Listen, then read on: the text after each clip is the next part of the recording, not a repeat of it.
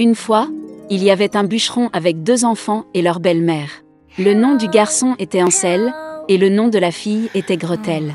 Ils vivaient si mal que parfois, il n'y avait même plus rien à manger. Et puis un soir, il se coucha dans son lit, se demandant comment nourrir davantage les enfants. Sa femme lui a conseillé d'avoir des enfants dans la forêt, d'allumer un feu, de donner un morceau de pain à chacun et de les laisser là, tous les 4 ne meurent pas de faim. Mais le bûcheron n'était pas d'accord. Et jusque-là, sa femme l'a persuadé qu'il était finalement d'accord. Et les enfants, à cause de la faim, ne pouvaient pas dormir non plus et ont entendu tout ce que leur belle-mère disait à leur père.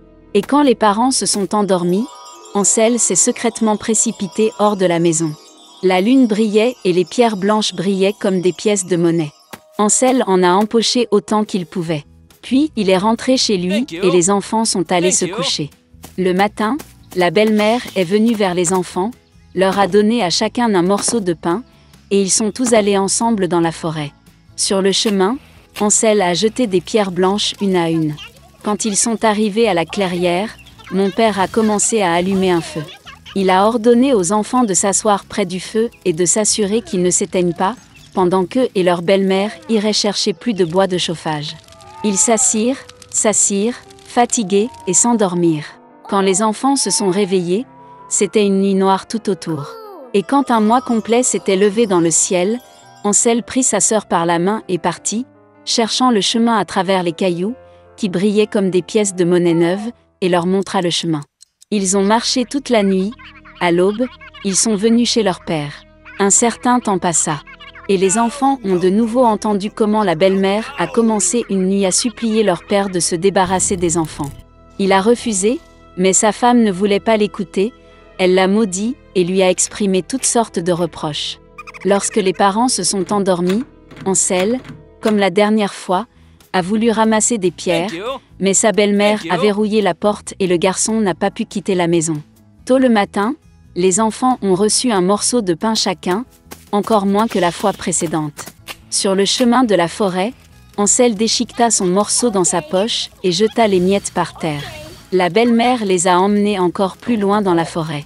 Encore une fois, un grand feu a été allumé, et le père a ordonné aux enfants de regarder le feu pendant qu'eux et leur belle-mère coupaient encore du bois. À l'heure du déjeuner, Gretel partagea son morceau de pain avec Ansel. Et ils se sont endormis. Nous nous sommes réveillés lorsque la nuit noire est tombée.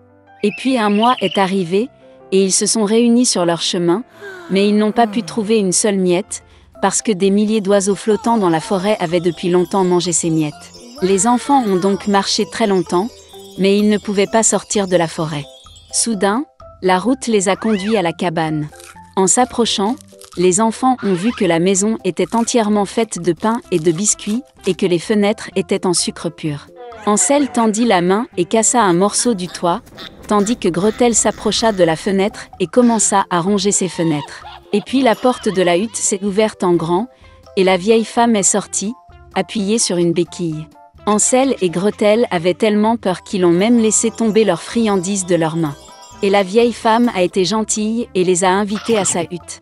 Il y avait déjà de la nourriture abondante sur la table, du lait, des biscuits, des pommes et des noix. Après le dîner, la vieille femme fit 2 lits propres pour les enfants, et Ansel et sa sœur pensèrent qu'il était au paradis.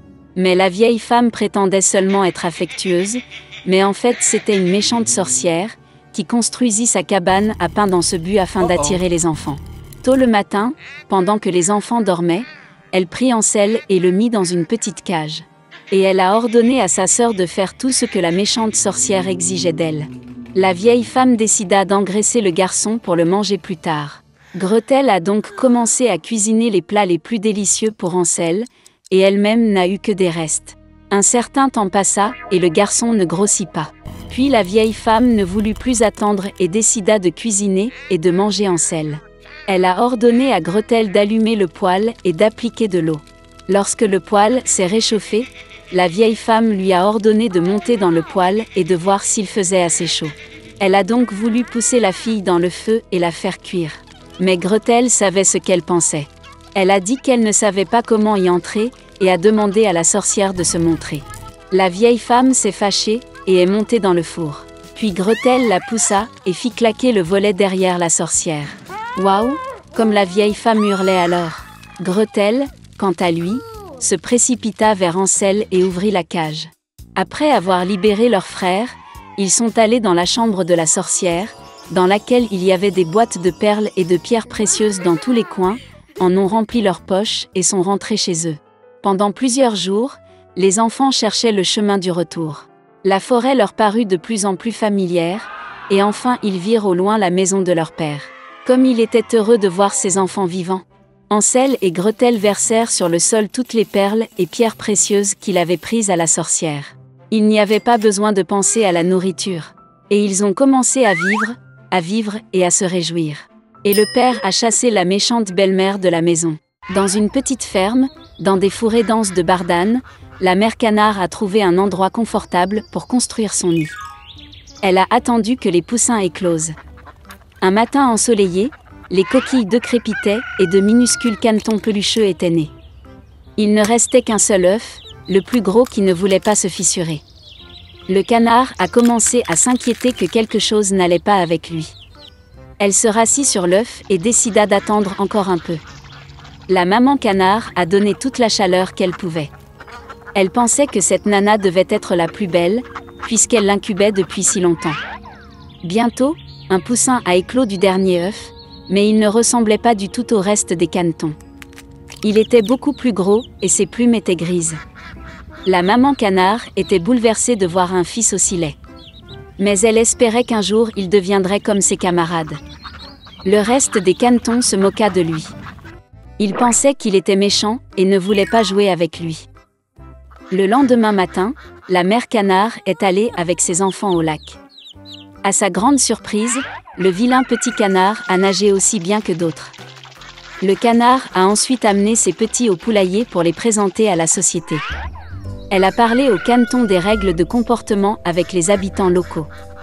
Le canard a présenté sa couvée au plus noble drac gras, mais il a attaqué le vilain petit canard, et elle a été forcée de protéger son poussin raté. Fat Drac a ordonné de chasser le monstre de la cour. Mère a assuré qu'il grandirait et deviendrait comme les autres canetons. Incapable de résister aux brimades et à l'humiliation, le vilain petit canard a quitté le poulailler. À la recherche d'un endroit plus sûr, il est tombé sur un magnifique lac, sur lequel il n'y avait personne. Et le canard a décidé de rester ici pour vivre. Le temps a passé. Malgré sa solitude, le vilain petit canard était heureux que personne ne l'offense. Et puis un jour, un bel oiseau blanc avec un long cou s'est envolé vers son lac. Le vilain petit canard ne savait pas de quel genre d'oiseau il s'agissait, mais il le regarda avec admiration. Il l'aimait de tout son cœur. Comme un canard aimerait être comme ce bel oiseau blanc. L'hiver est arrivé, et il a commencé à neiger. Le vilain petit canard a vu de la neige blanche pour la première fois. Il était ravi de ce spectacle. Mais en raison du fait que l'hiver était très neigeux, il était très difficile pour le canard de trouver de la nourriture. Il a dû se promener dans le quartier à la recherche de nourriture. Il était froid et fatigué. Alors le vilain petit canard est arrivé chez le fermier. Quand le paysan a vu un poussin maigre et malheureux, il s'est senti désolé pour lui. Le fermier a décidé qu'il garderait le canard avec lui jusqu'à ce qu'il soit engraissé et mûr. Le printemps est arrivé. Le propriétaire a bien pris soin du poussin, et il a beaucoup grandi. Le canard avait déjà besoin de beaucoup d'espace, et le fermier a décidé de le relâcher au lac. Debout sur la rive du lac, le vilain petit canard regarda son reflet dans l'eau. Et il ne pouvait pas en croire ses yeux, il ne pouvait pas se reconnaître et pensait qu'il y avait quelqu'un d'autre derrière lui. Et puis le canard s'est rendu compte que le merveilleux oiseau dans le reflet était lui-même. Pour fêter ça, il s'est débattu et a nagé sur tout le lac, d'un bord à l'autre. Et soudain, il vit le même bel oiseau blanc avec un long cou, qu'il avait vu une fois auparavant. Le vilain petit canard a décidé de nager plus près d'elle. Mais le bel oiseau n'avait pas peur, mais au contraire, elle a souri et a fait un clin d'œil, et ensemble ils ont nagé à travers le lac. Le vilain petit canard ne pouvait pas croire à son bonheur. En passant, un gros drac au bord du lac a dit qu'il n'avait jamais vu un si beau jeune signe de sa vie. Quelle a été sa surprise quand il a découvert que le vilain petit canard qu'il avait jadis chassé du poulailler était un beau cygne.